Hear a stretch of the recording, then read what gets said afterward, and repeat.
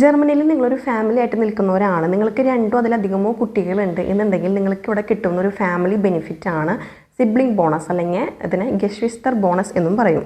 Sibling bonus കിട്ടാനുള്ള criterias എന്തൊക്കെയാണെന്ന് നോക്കാം. ഇപ്പം നിങ്ങൾക്ക് ഓൾറെഡി 3 വയസ്സിന് താഴെയുള്ളൊരു കുട്ടി വീട്ടിലുണ്ട്, പോരാത്തന്നെ ഒരു കുട്ടിയും കൂടി ജനിച്ചു എന്നുണ്ടെങ്കിൽ നിങ്ങൾക്ക് ഈ സിബ്ലിംഗ് ബോണസിന് എലിജിബിൾ ആണ്.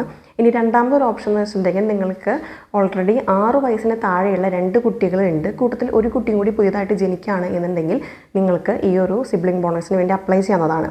ഇനി മൂന്നാമത്തെ ഒരു ഓപ്ഷൻ വരുന്നത് നിങ്ങൾക്ക് ഡിസേബിൾഡ് ആയിട്ടുള്ള ഒരു കുട്ടിയുണ്ട് എന്നുണ്ടെങ്കിൽ ആ കുട്ടിക്ക് 14 വയസ്സിന് താഴെയാണ് എന്നുണ്ടെങ്കിൽ നമുക്ക് ഈ ഒരു സിബ്ലിംഗ് ബോണസിനായിട്ട് അപ്ലൈ ചെയ്യുന്നതാണ്. ഈ സിബ്ലിംഗ് ബോണസ് നമ്മൾ എങ്ങനെയാണ് അപ്ലൈ ചെയ്യേണ്ടത്? അതായത് പാരന്റൽ അലോവൻസ് അല്ലെങ്കിൽ എൽട്ടൺ ഗൾഡിനായിട്ട് നമ്മൾ അപ്ലൈ ചെയ്യുമല്ലോ, അതിൻ്റെ കൂട്ടത്തിൽ നമുക്ക് സിബ്ലിംഗ് ബോണസിനായിട്ടും അപ്ലൈ ചെയ്യാവുന്നതാണ്. ഇനി എത്ര എമൗണ്ട് ആണ് ഈ ഒരു സിബ്ലിംഗ് ബോണസ് ആയിട്ട് കിട്ടുന്നത്? എൽട്ടൺ ഗൾഡിൻ്റെ ഒരു 10% അധികം നമുക്ക് ഈ ഒരു സിബ്ലിംഗ് ബോണസ് കിട്ടുന്നുണ്ട്.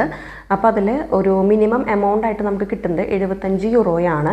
ഇനി എൽട്ടൺ ഗൾഡ് പ്ലസ് എടുക്കുന്നവർക്കാണ് എന്നുണ്ടെങ്കിൽ 37 യൂറോ വരെ ഈ ഒരു സിബ്ലിംഗ് ബോണസ് ആയിട്ട് കിട്ടും. കുഞ്ഞു കുട്ടികളുള്ള വീട്ടുകാർക്ക് അവരുടെ ലിവിങ് എക്സ്പെൻസസ് ഒക്കെ മീറ്റ് ചെയ്യാനായിട്ട് ഇവിടുത്തെ ഗവൺമെൻറ് തരുന്ന ഒരു എക്സ്ട്രാ ഒരു ബോണസാണ് ഈ ഒരു സിബ്ലിംഗ് ബോണസ് എന്ന് പറയുന്നത്.